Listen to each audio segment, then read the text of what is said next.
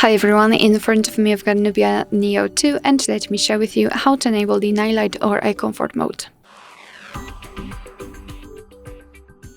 So let's start with the customization. So let's enter the settings and here we have to scroll and find display.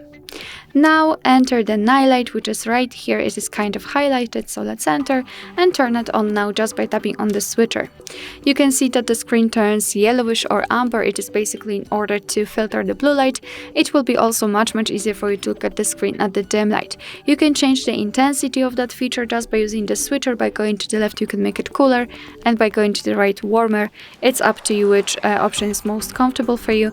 The same situation with reducing white point. By going to the left you can make it low and right high, so kind of the contrast and the light of the brightness of the screen will be changed.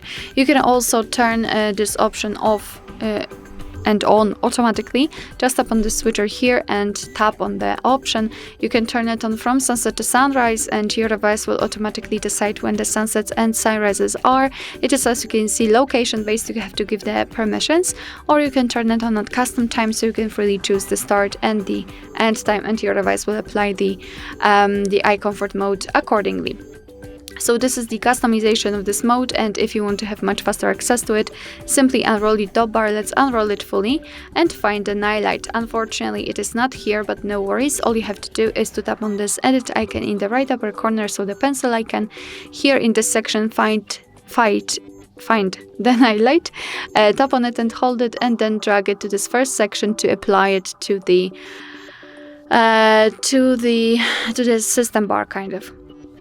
So here we've got the night light. Simply tap on it to apply it and tap on it again to turn it off. Alright, so that will be all. Thank you so much for watching. I hope that this video was helpful, and if it was, please hit the subscribe button and leave the thumbs up.